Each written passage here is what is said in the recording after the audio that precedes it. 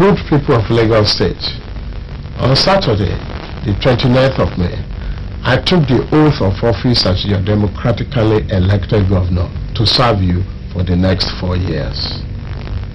Immediately after, I spelled out the philosophy of our government, urging you all to join our grand alliance to tackle the monumental problem of development that our state confronts. 6 months into a new millennium, it is sad to note that most of the social amenities that are taken for granted in the developed world and that are essential for good and modern life are now scarce commodities in our country. In fact, it is regrettable that we are all daily confronted with a high level of urban decay and degeneration of infrastructure, to the extent that our big metropolis is scorned as one big African village. The most glaring of our infrastructural problem is electricity supply. It is epileptic and erratic. Many areas of our state are thrown into perpetual darkness for weeks and months. The situation is so frustrating that I cannot but compare our immediate and far-reaching intervention. As you all know, the provision of electricity is so essential to our daily existence. It is fundamental to business, to lighting our homes, our streets, and our highways, our hospitals, the traffic lights, the telephone system, and interconnection to the outside world. Our government is seriously concerned about this problem. We believe that power supply is pivotal to our socio-economic life. We shall also address seriously the inadequacy of water supply in the metropolis. It is a shame that our people roam about in search of water every day. This is quite depressing and unacceptable. Equally sad is the decay in our educational system, especially at the primary and secondary school levels. Transition Council. You will recall that after my election on the 9th of January, I set up a Transition Council. It had 23 subcommittees, which examined all the problems that need to be addressed in our state, sector by sector, facet by facet. The Council completed its work some weeks ago with far-reaching and groundbreaking recommendations. Let me seize this opportunity to thank all the members of the various committees.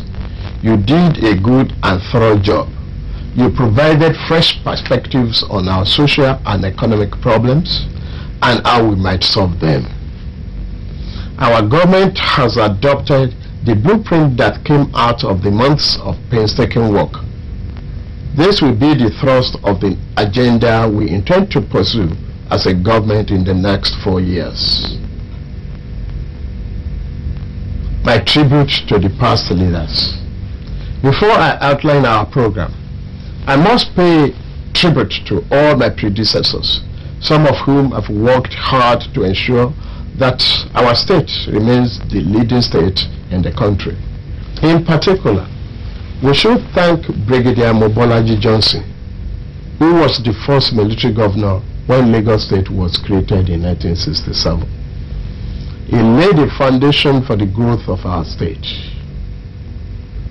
The era of the first civilian governor of our state, Alhaji Lateef Jakande, witnessed phenomenal strides in educational development and housing.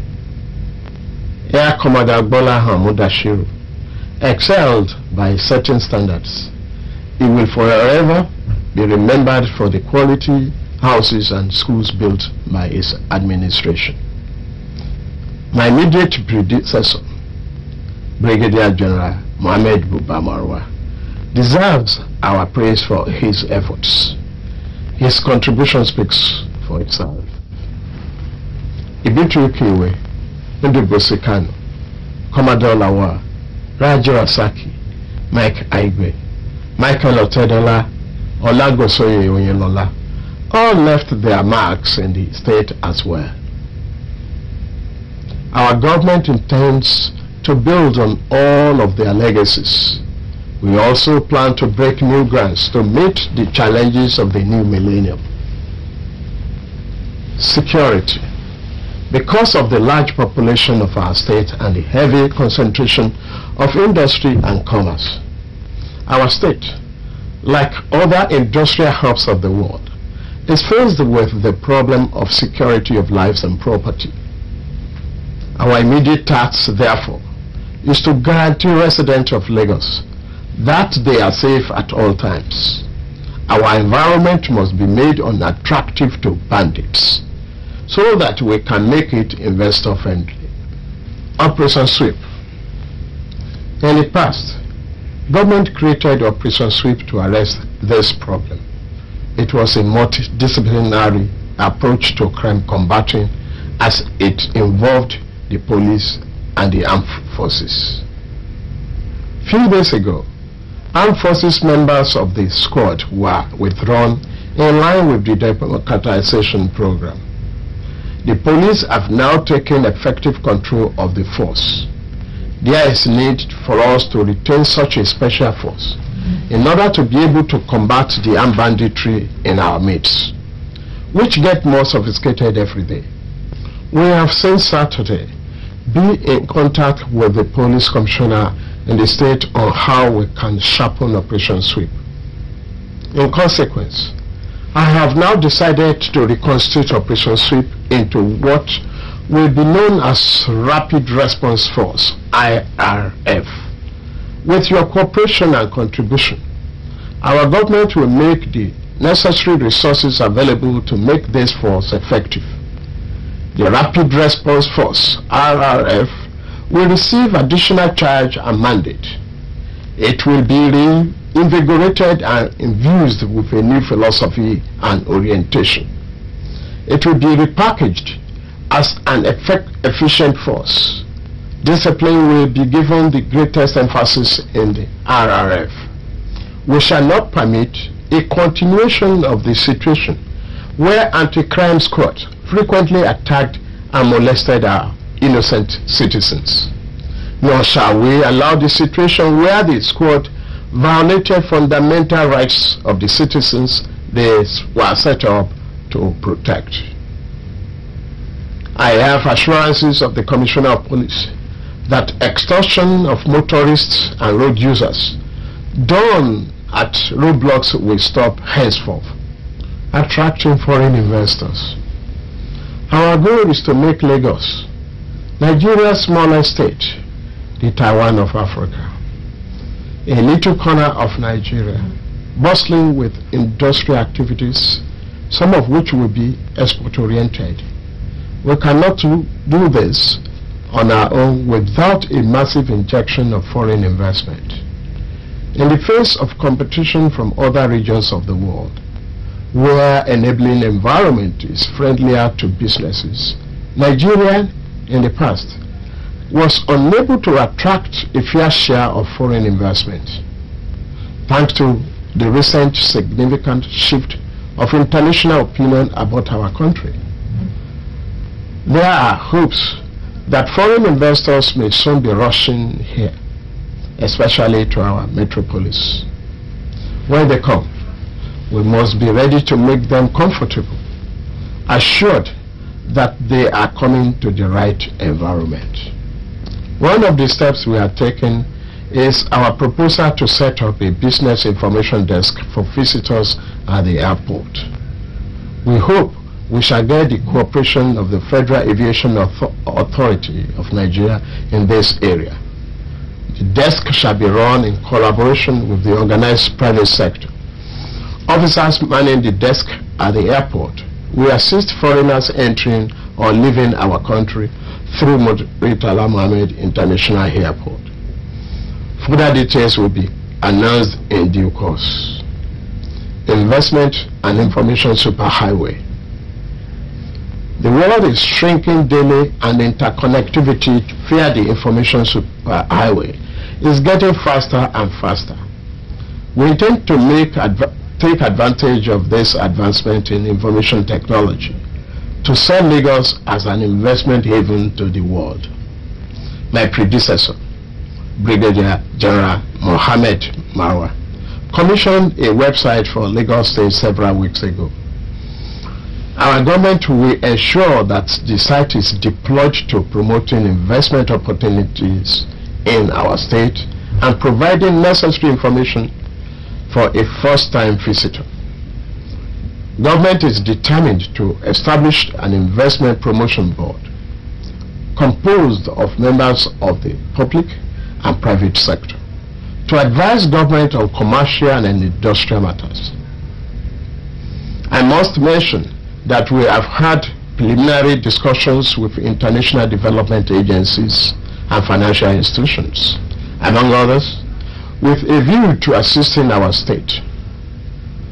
The issue of corruption, a very important reason for capital flight in Nigeria, is the issue of corruption. Many foreign investors have stopped business activities in Nigeria because of the reported cases of high-level corruption in both public and private life. As a demonstration of my commitment towards eradication of corruption in our public life, I shall sponsor an anti-corruption bill in the Lagos State House of Assembly. As a government, we shall live above board. We shall demonstrate probity, accountability in our conduct. Since it takes two to tango, foreign investors themselves should cooperate by keeping to the civilized standards of business conduct.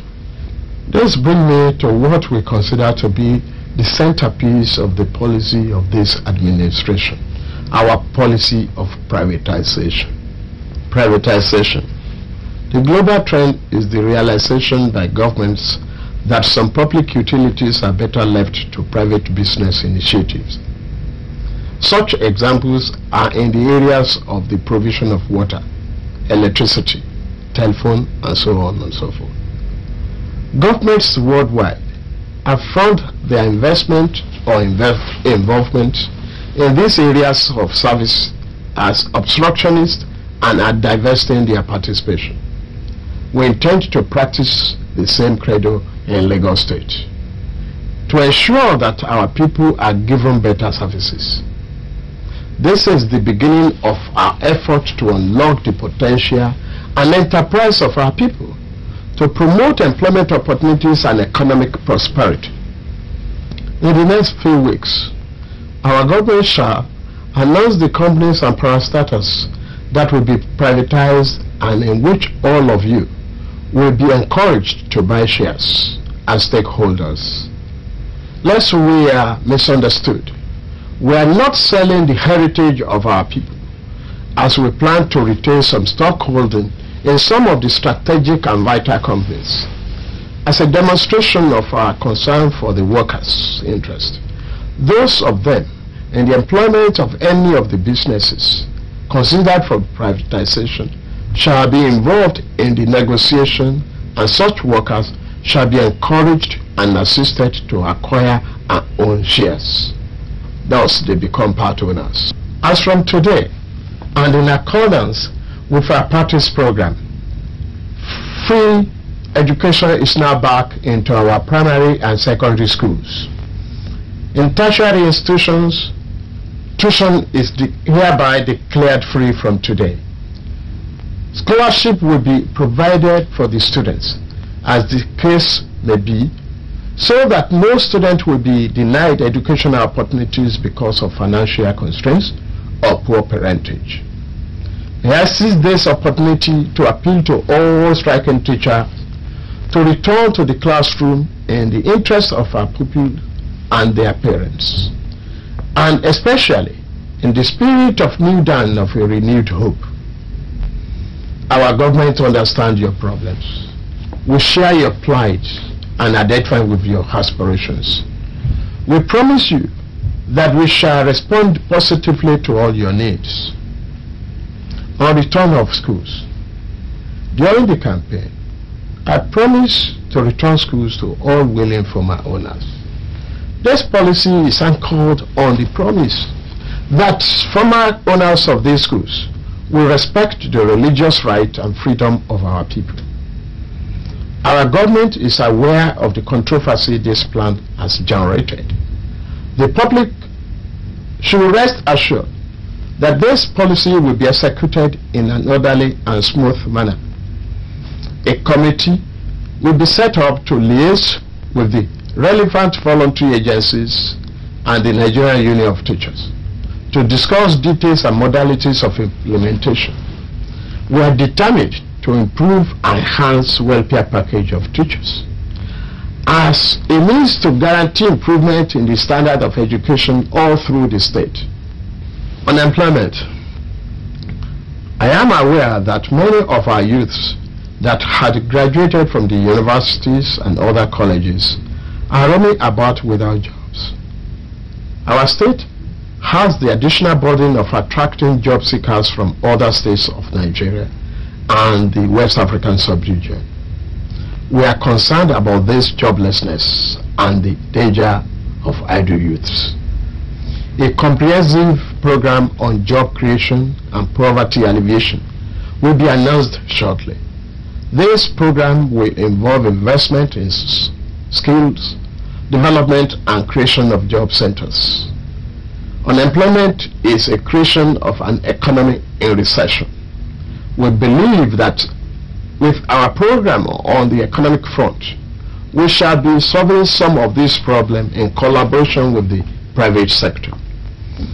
As a government, we are determined to play our part as a facilitators and creators of employment opportunities for our people. To make things easier, we plan to develop a database for all residents of our state. This program will begin before the end of the year. I appeal for your cooperation. On environment, our government is concerned about the unplanned development in our state, the unhealthy, unwholesome, and fast deteriorating situation of urban squalor. This problem is manifested in poor refuse collection, poor waste management, poor drainage, noise pollution, air pollution, and widespread of building unapproved structures on any available space. It is a challenge we intend to confront in collaboration with the various local councils. Justice.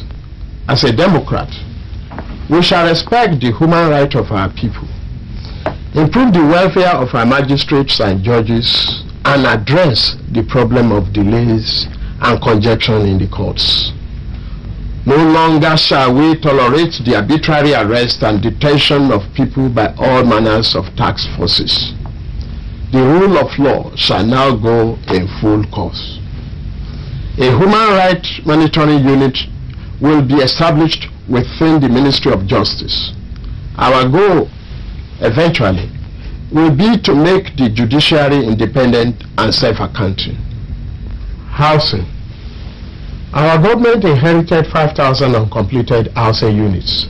We intend to complete them. Our own program is to build 10,000 units per year, with 70% targeted at the low-income group, 20% for middle-income group, and 10% for high income. The cost is estimated to be 22 billion naira a year. And our plan is to make the houses available to our people on a long-term mortgage basis. This goal will be achieved with the cooperation of the private sector and foreign investors. A technical committee to monitor, plan and implement the housing program will be constituted in due course.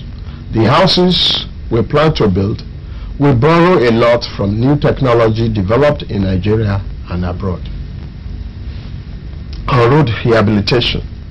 Our government is committed to continue rehabilitation and maintenance of our roads, thus alleviating the hardship being encountered by motorists and commuters alike. We already have a comprehensive program on what we want to do. We shall announce the details soon. Traffic control. Another area that we intend to focus on is traffic control. Daily, Many man hours are lost in traffic jams, especially in the metropolis of Lagos. Business appointments are not met. People spend agonizing hours in traffic, caused usually by broken down vehicles or the sheer indiscipline of drivers. This should no longer continue. Our government considers the problem of traffic as a very important and strategic in boosting the commerce in our state. Very soon, we shall deploy road mayors on our roads to keep the traffic moving, especially at peak periods of 7 a.m. to 11 a.m. and 3 p.m. to 9 p.m. daily. On markets. Markets, garages, bus stops, and motor park shall be restructured and redesigned so that they do not any longer constitute obstruction to the free flow of traffic. Road markings and road signs will be done vigorously. Vehicular routes at peak periods will be redesigned. Traffic rules will henceforth be enforced and fines imposed. And all motorists are hereby asked to exercise the greatest discipline on our roads. Transportation. Our state has the highest density of population in Nigeria, 22 times more than the national average. Despite that, more and more people flood our state at an average of 60 people per minute. Nothing less than a mass-oriented transportation system, in our view, will be adequate to take care of the heavy flow of human traffic, especially in our metropolis. The revival of abandoned metro line projects has therefore become the cornerstone of our transportation plan. We absolutely believe that with the metro line in place, we shall lift Lagos from its present traffic chaos to join the league of other mega cities in the world. The metro line is a long-term project. We will pursue it. But in the interim, we shall revive and execute the World Bank approved Alagbado-Ido Lagos Island Light Rail project. This, we believe, will immediately relieve our teeming masses of the frustrations they confront commuting daily from their various homes and their workplaces. We shall also exploit our abundant waterways around us for a more effective and efficient movement of our people. Towards this, a new authority to manage the waterways and our government's plant will be established shortly. On health, as you are aware, the provision of free healthcare services is a cardinal program of the administration. We shall facilitate the continued provision of free health service while seeking to expand the quantum and quality of services available. This will include the introduction of a comprehensive health insurance scheme. As I said earlier, our focus will be on a preventive and community-based healthcare delivery system. All abandoned hospital projects in each local government shall be completed and equipped by our government. Other details of this scheme shall follow in due course. Agriculture. The policy thrust of our new Lagos state government shall be the creation of farm settlements and cooperative schemes. We shall do the following among others. Land. The new administration shall carry out a review of agricultural land allocated in the past with a view to increasing the net areas of land under cultivation by clearing a target of not less than 20,000 hectares of land annually for the various schemes. Crops. Our government shall pursue accelerated production programs for the vegetables, rice, coconut, oil palm, cashew, fruits, etc. We shall invest in farm mechanization and irrigation to ensure that agriculture can be practiced all year round. Livestock. Our government shall ensure proper selection and multiplication strategy for adequate breed of cattle, sheep, goat, and poultry. On fishery, our government promises to establish accelerated fishing production programs, including the establishment of fish farm estates and community fish farm of nothing less than 650 hectares over a 3-year period. We shall provide financial assistance to small-scale fish farmers cooperative to increase fish supplies to the market. On forestry, our government shall ensure that afforestation project is done with oil palm and coconut trees to enhance the economic contribution. On storage, our government is committed to encouraging increased public and private sector investment in storage, preservation and processing facilities of agriculture produce. In conclusion, my dear good people of Lagos State, when you elected me on January 9, 1999, you cast with your ballot a lot of expectations and hopes. Government and the people are joined in a social contract. We intend to honor our entire social contractual obligation to the letter. I want to assure you that by the grace of God, with your cooperation, patience, and understanding, your expectations and hope will not be in vain. You have given me a big challenge. With your support, I will strive to do everything possible, and by the grace of God, we shall succeed. I thank you for listening. God bless Lagos State. God bless Nigeria. May God bless you all. And thank you very much.